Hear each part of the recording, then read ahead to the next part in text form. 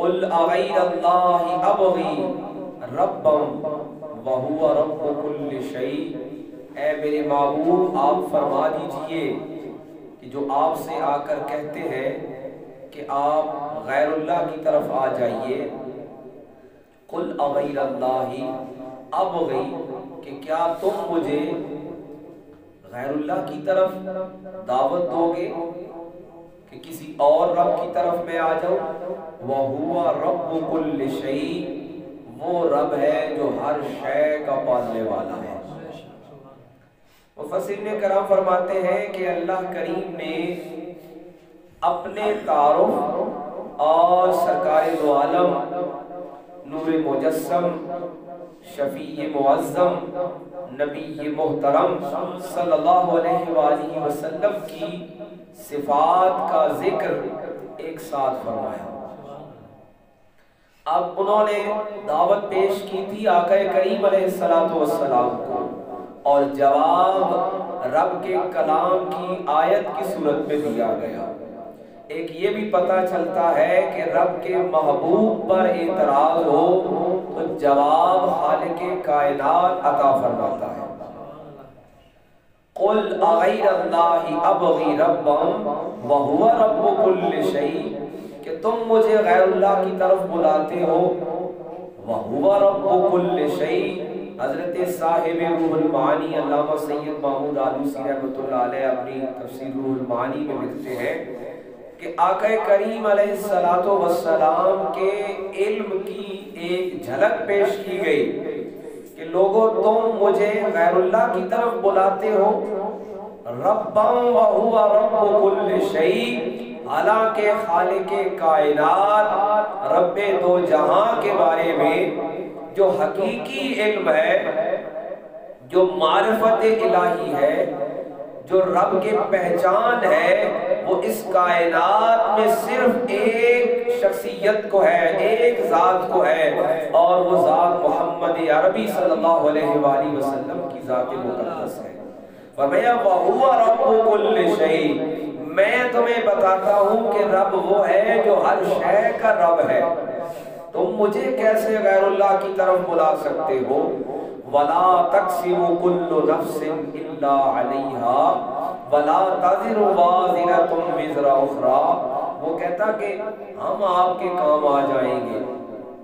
آقا کریم علیہ السلام کی طرف سے، آقا کریم علیہ السلام کی زبان سے کہلوانے کے لیے رب کا جو پیغام آیا، فرمایا وَلَا تَقْسِمُ كُلُّ نَفْسٍ إِلَّا عَلَيْهَا، جو شخص جہاں اپنے اس زندگی میں اپنے ہاتھ سے جو کرتا ہے نا، اس کے لیے صرف وہ ہے۔ یہ ہمارا بھی ایک بڑا غلط قسم کا ذہنی مفروضہ بنا ہوا ہے کہ فلاں کو یہ سزا اس کے باپ کی مل رہی ہے۔ یاد رکھیے ایسا رب کی قدرت کا قانون نہیں ہے، نہ کسی کی اولاد کو، نہ کسی کے باپ کو، نہ کسی اور کو، ہر ایک کے لیے قاعدہ رب کا یہ ہے، قانون یہ ہے قدرت کا، وَلَا تَقْسِمُ كُلُّ نَفْسٍ إِلَّا عَلَيْهَا، ہر ایک کو اپنے کسب کا ملنے والا ہے، ہر ایک نے، ہر نفس نے جو اپنا کسب کیا ہے، اپنے ہاتھ سے جو کام کیا ہے، إِلَّا عَلَيْهَا، صرف اس کے لیے وہ ہے، اس جہان میں بھی اور اس جہان میں بھی، ہر جگہ اس کے اپنے اعمال، اس کے اپنے اخلاق، اس کے اپنے کردار ہی اسے کام آنے والے ہیں۔ وَلَا تَذِرُ وَازِرَةٌ وِزْرَ أُخْرَى، وہ کہنے لگا نا ولید بن مغیرہ مشرکین کا سردار کہ آپ آ جائیے ہماری طرف، غیر اللہ کی جو راہ ہے اس پہ آ جائیے۔ فرمایا وَلَا تَذِرُ وَازِرَةٌ وِزْرَ أُخْرَى، آقا کریم علیہ السلام نے بتایا کہ ہم نے اپنے رب دو جہاں کے سامنے پیش ہونا ہے۔ جب بندہ گمراہ ہو جائے نا اور بندے پہ بدبختی سوار ہو جائے اور اس وقت بندے کی زبان دراز ہو جاتی ہے، ہمیشہ خوش بخت اور خوش نصیب کی زبان کنٹرول میں رہتی ہے، اور جس پر بدبختی سوار ہو جائے اس کی زبان دراز ہو جاتی ہے۔ جب سرکار دو عالم امام الانبیاء صلی اللہ علیہ وآلہ وسلم کے سامنے آ کر جو خود توحید کا مجسم پیکر ہے،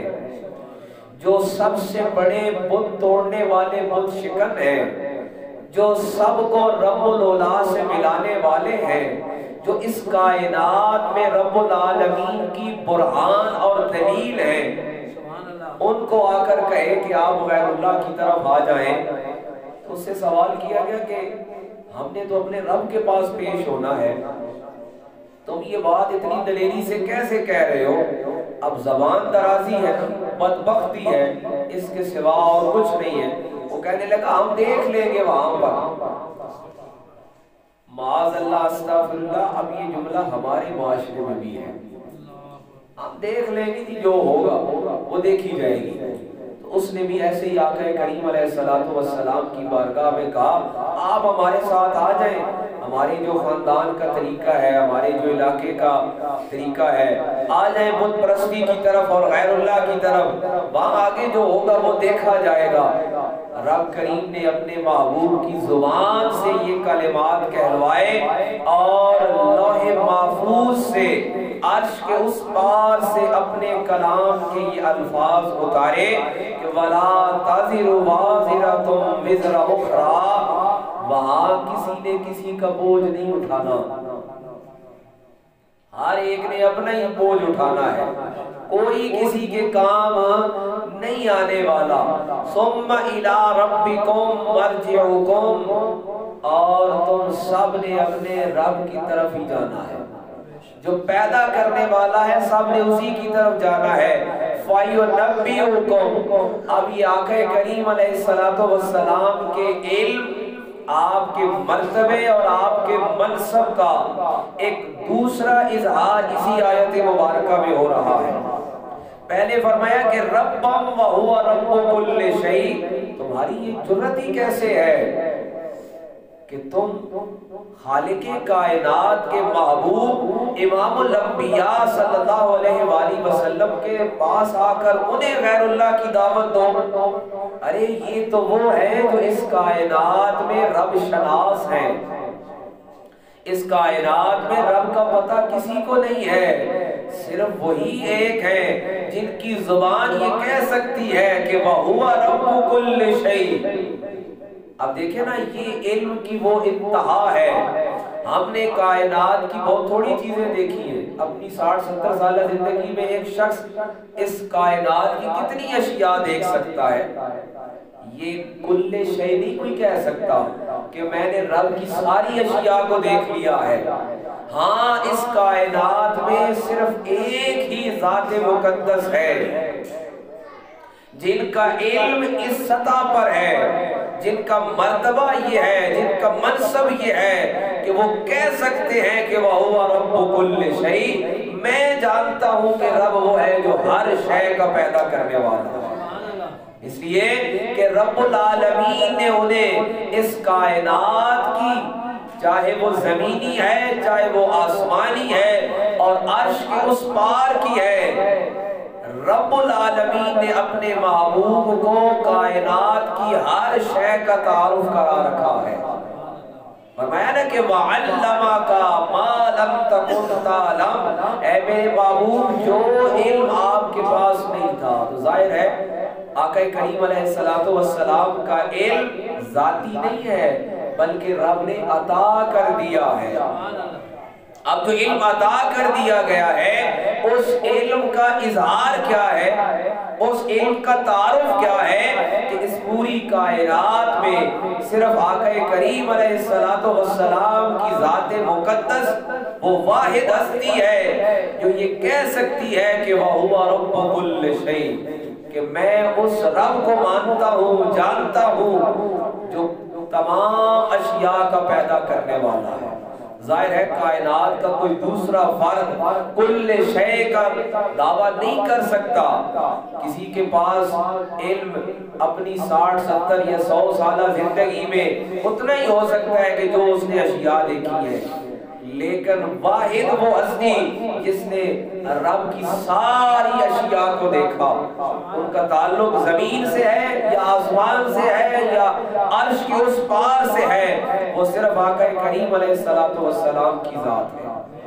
اور اسی آیت مبارکہ سورہ انعام کی آیت نمبر 164 میں رب کائنات نے اپنے معبود کا جو دوسرا تعارف فرمایا، میں ثم الی ربکم مرجعکم، تم سب نے اپنے پیدا کرنے والے کے پاس آنا ہے، فَيُنَبِّئُكُمْ، لیکن تمہیں یہ خبر کون دے رہا ہے؟ یہ خبر دینے والی شخصیت کون ہے؟ یہ خبر پہنچانے والا کون ہے؟